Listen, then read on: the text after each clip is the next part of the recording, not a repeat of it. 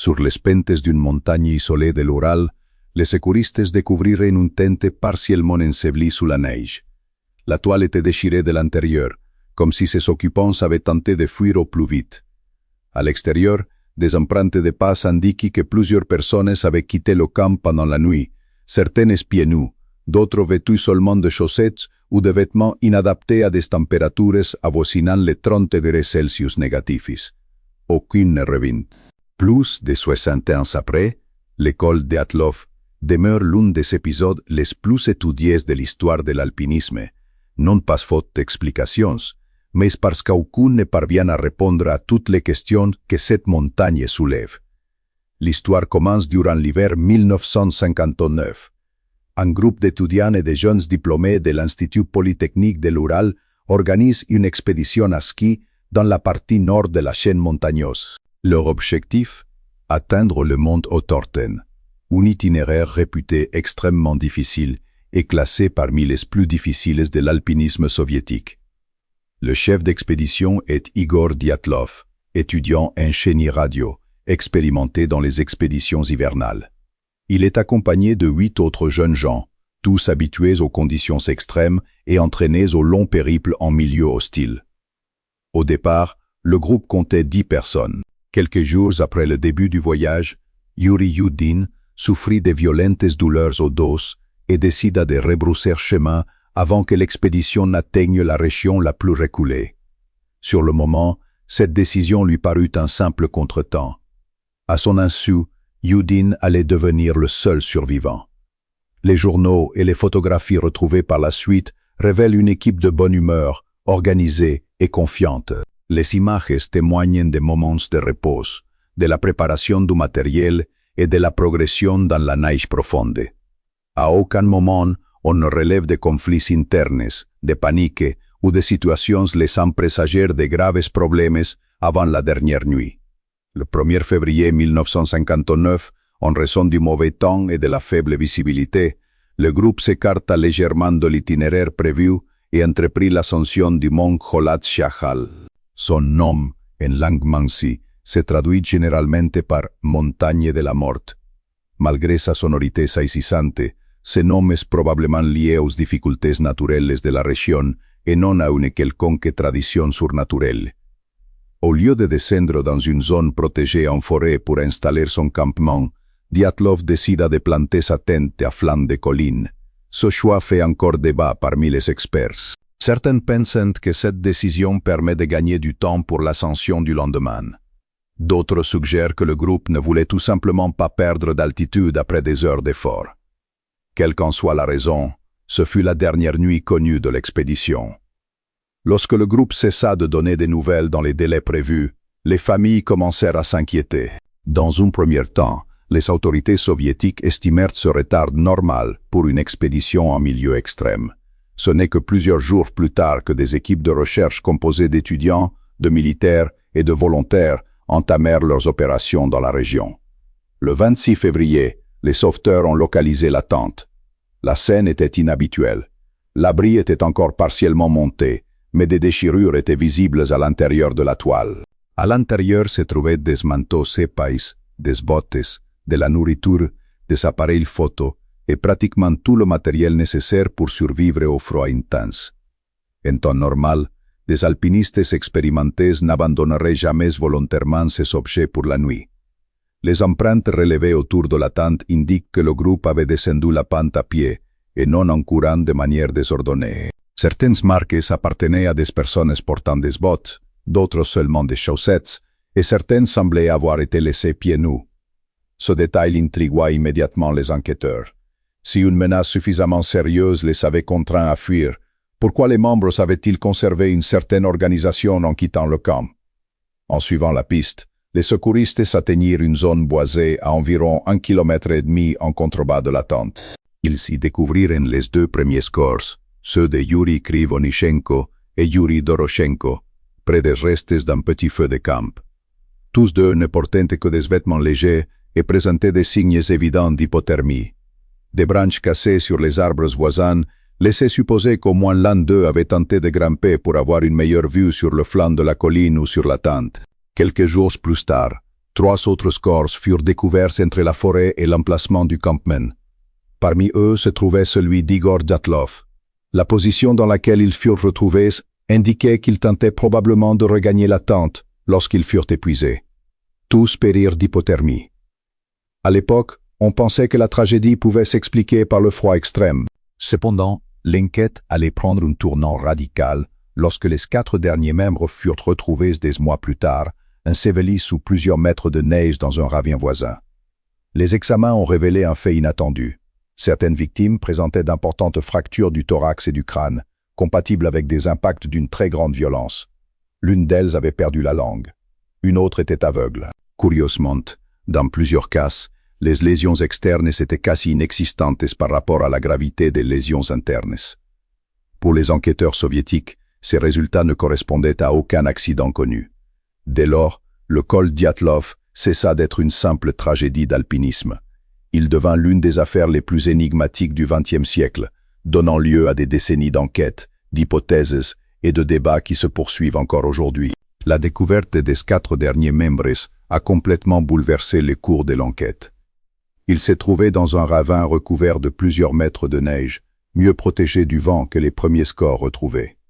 Contrairement aux autres victimes, ils portaient encore des vêtements de leurs compagnons décédés précédemment, signe d'une tentative de réutiliser toute source d'isolation thermique disponible. Ce détail suggérait que les groupes avaient continué à prendre des décisions rationnelles même après avoir abandonné la tente, écartant ainsi l'hypothèse d'un comportement totalement irrationnel ou d'une panique généralisée. Les autopsies ont révélé un contraste qui a déconcerté les médecins et les enquêteurs.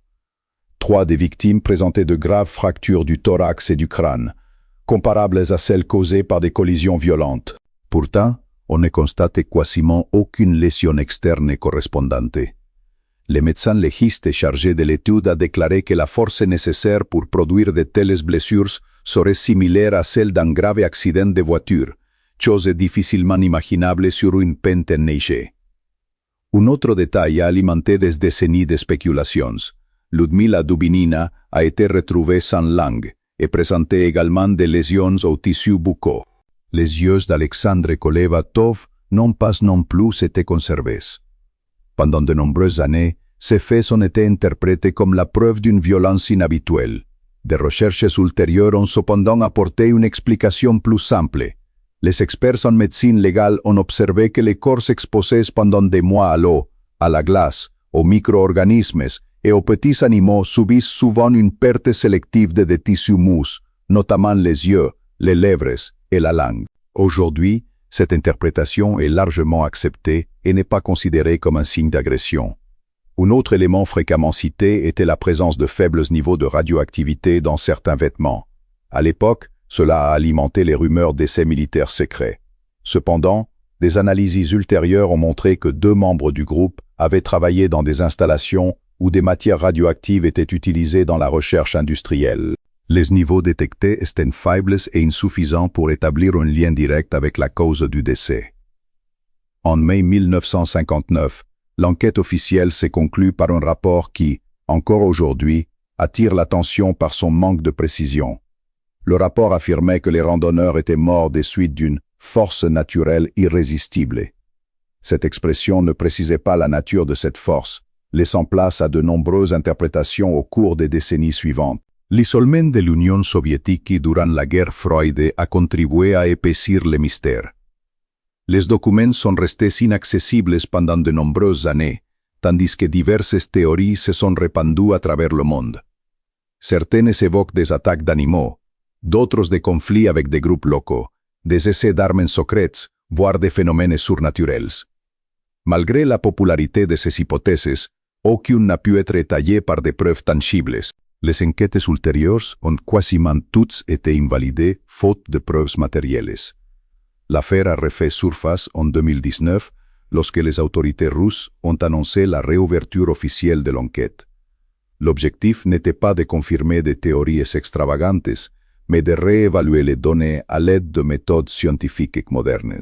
Après analyse de documents historiques, de relevés météorologiques et des caractéristiques du terrain, la conclusion publiée en 2020 a mis en évidence une hypothèse jugée plausible. Une avalanche de plaques, également appelée avalanche rocheuse, avalanche de plaques. Contrairement aux grandes avalanches souvent montrées au cinéma, une avalanche de plaques correspond au déplacement d'une couche de neige compacte qui se détache brutalement. Dans certaines conditions, ce type de glissement de terrain peut exercer une pression énorme sur toute structure située en contrebas, sans nécessairement laisser de traces visibles après de nouvelles précipitations. L'année suivante, une étude publiée dans la revue scientifique Communications, Terre et Environnement. Cette hypothèse a été renforcée par l'utilisation de modèles physiques initialement conçus pour simuler le comportement de la neige dans les films d'animation. Les chercheurs ont reconstitué numériquement l'état de la pente et démontré qu'une petite avalanche pouvait expliquer à la fois la décision de découper la teinte pour s'échapper rapidement et les graves blessures observées chez certaines victimes. Cette hypothèse résout plusieurs points importants de l'affaire. Elle explique pourquoi le groupe a quitté les camps de manière relativement organisée, pourquoi ils sont descendus vers la forêt pour se protéger du vent, et pourquoi certains ont tenté de revenir lorsqu'ils ont cru que la situation s'était stabilisée. Elle offre également une explication physique aux fractures constatées sur les corps retrouvés dans le ravine. Cependant, cela ne répond pas à toutes les questions. Les experts continuent de débattre, par exemple, des raisons pour lesquelles Dyatlov a choisi de planter sa tente sur ce versant précis, du déroulement exact des décisions prises lors de l'évasion et de la manière dont chaque membre du groupe s'est séparé durant la nuit. Ces détails ne seront probablement jamais reconstitués avec une certitude absolue. C'est précisément cette différence entre une hypothèse plausible et une réponse définitive qui confère au col Dyatlov toute son importance. Aujourd'hui, la plupart des scientifiques considèrent que des facteurs naturels, froid extrême, conditions météorologiques extrêmes, désorientation et probables avalanches de glace constituent l'explication la plus cohérente des éléments recueillis. Toutefois, en l'absence de témoins survivants et de récits directs des événements survenus après la tombée de la nuit, une partie du déroulement exact des faits demeure inconnue. Plus de 60 ans après, la montagne est retombée dans le silence. Chaque hiver, la neige recouvre les mêmes pentes où 9 jeunes gens ont perdu la vie lors d'une expédition qui ne devait être qu'un simple défi sportif. Ce cas se continue d'être étudié, non pas parce qu'il défie les lois de la nature, mais parce qu'il illustre comment les environnements extrêmes peuvent engendrer des circonstances complexes, difficiles à reconstituer même avec les moyens scientifiques actuels. L'école Dyatlov demeure l'un des épisodes les plus marquants de l'histoire de l'alpinisme et un exemple de l'évolution de la science. Au lieu de chercher des réponses simples à des questions complexes, elle recueille des preuves, teste des hypothèses et accepte que certaines zones d'ombre demeurent. C'est précisément à cette frontière entre ce que nous pouvons expliquer et ce qui reste inconnu que cette affaire continue de susciter l'intérêt du monde entier. Les énigmes de l'humanité. Là où l'histoire, la science et l'inconnu se rencontrent.